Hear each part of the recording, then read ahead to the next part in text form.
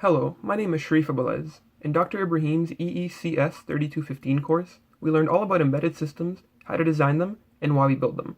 As a final project, we were tasked with using everything we've learned all semester to design and build our own embedded system. Me and my partner, Sepehr, decided that for our project, we wanted to do something fun and interesting, so we built a sonar. The concept is very easy.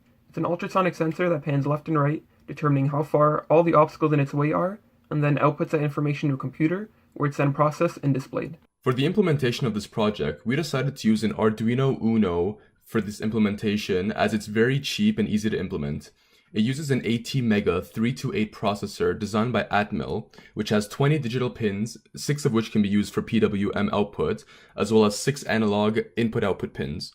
The Arduino can provide up to 40 milliamps of current on each input and output pin, and 50 milliamps on the 3.3 volt pin, which means that we are able to run our servo motor with no problems. The microcontroller has 32 kilobytes of flash memory, which is more than enough to store our program on as well. The Arduino Uno uses a 16 MHz crystal built into the board, which provides a clock frequency to the microcontroller of 16 MHz. This allows for proficient and fast enough speeds for us to run our application. The Arduino Uno also has a built-in serial to parallel converter using an ATmega 16U2 microprocessor, which allows for transmission of data between the computer and the main ATmega processor. The ultrasonic distance sensor that we used was labeled an HC-SR04 ultrasonic distance sensor.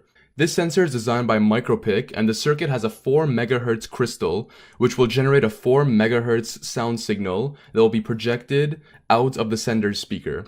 This is controlled by the SC11 and MAX232 ICs built into the board.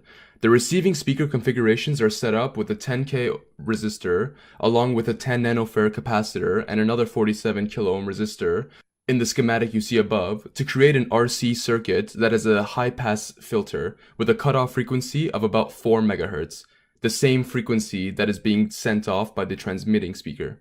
This high-pass filter only allows for the integrated circuit to detect the receiving sound signal of 4 MHz, and if it detects a receiving signal of that frequency, it will output a 1 to the echo pin. By determining the time delay between the time we send a signal to the time we receive a signal, we can take the speed of sound and use that to determine the distance of an object nearby. The servo motor that we were using is designed by Tower Pro, and it's called the Tower Pro Microserver 9G. This servo is non-continuous, which allows us to set its angle and position. This made it easier to design and implement the system, as we can know the exact position of where the servo motor is when we're pinging for any objects nearby. This allowed us to output the data perfectly onto the processing IDE, as we can send it the angle and the distance of which to plot on the graph. Here's a demonstration of our sonar in action. As you can see, it's just an ultrasonic sensor sitting on top of a servo motor connected to an Arduino Uno. In its way are 3 different obstructions at different distances. As the sensor pans around, it determines how far each of these objects are, and then outputs that data to this computer. The computer displays the data in a nice, easy-to-see way. It shows red lines whenever there's an obstruction and green lines for nothing. In the bottom left, you can see the angle, and the bottom right, you can see the distance in real time. Our sonar is currently capped at 40 centimeters.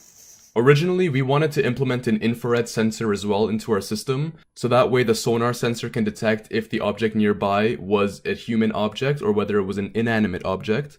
However, the infrared sensor that we purchased online did not meet the requirement specifications that we were looking for to implement it within our systems.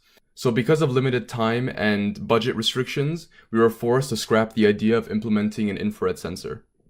Our final schematic, once we've developed the system, looked like this.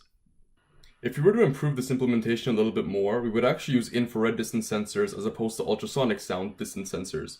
The reason to this is because light travels faster than sound, so we could actually get faster distance calculations and much more accurate distance calculations as well.